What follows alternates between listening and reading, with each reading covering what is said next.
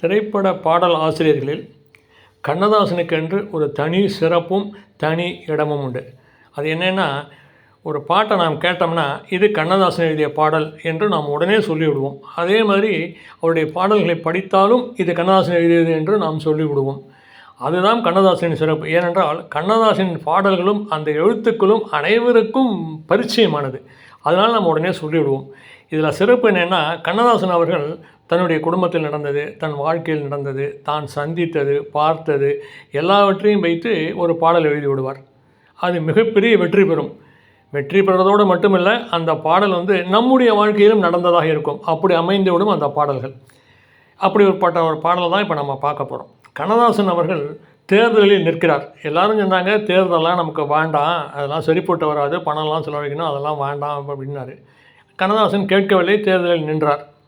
தேர்தல் ரிசல்ட் வரப்போகுது, அதாவது தேர்தல் முடிவு வரும் நாள் அன்று ஒரு கம்பெனியில் பாடல் எழுத இவரை அழைத்திருக்கிறார்கள். இவரும் அந்த கம்பெனிக்கு பாடல் எழுத சென்றுள்ளார். பாடல் எழுதும் சமயத்திலே அவருக்கு ஒரு ஃபோன் வருகிறது.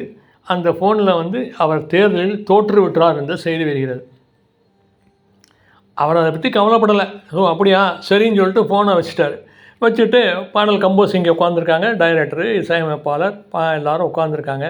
கண்ணதாசன் டைரக்டர்கிட்டையும் இசையமைப்பாளர்கிட்டையும் சொல்கிறாரு, நான் எழுதிடுறேன், நீங்கள் டியூன் போட்டுங்க அப்படின்னு. எல்லாருக்கும் ஆச்சரியம். என்னவென்றால், கண்ணதாசன் அவர்கள் வந்த உடனேயே இசையமைப்பாளரிடம் மெட்டுக்கு பாட்டு எழுதணுமா, பாட்டுக்கு மெட்டு போட போகிறீங்களான்னு கேட்பார்.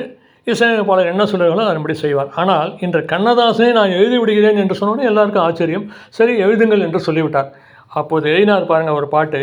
புத்தியுள்ள மனிதன் எல்லாம் வெற்றி காண்பதில்லை, வெற்றி பெற்ற மனிதன் எல்லாம் புத்திசாலி இல்லை அப்படின்னு எழுதிட்டார். இது எதை காமிக்கிறது? தான் தேர்தலில் தோற்று போயிட்டார் இல்லை, அதை வருத்தப்படாமல் தன்னுடைய பாடல் மூலம் சொல்லியிருக்கிறார். எப்படி பாருங்கள், புத்தியுள்ள மனிதனெல்லாம் வெற்றி காண்பதில்லை, வெற்றி பெற்ற மனிதனெல்லாம் புத்திசாலின்னு எழுதிட்டார். பார்த்தீங்களா? இதுதாங்க கண்ணதாசன். இதே மாதிரி வேறொரு நிகழ்வை அடுத்த பதிவிலே உங்களிடம் நான் கூறுகிறேன். அதுவரை உங்களிடம் விடைபெறுகிறேன்.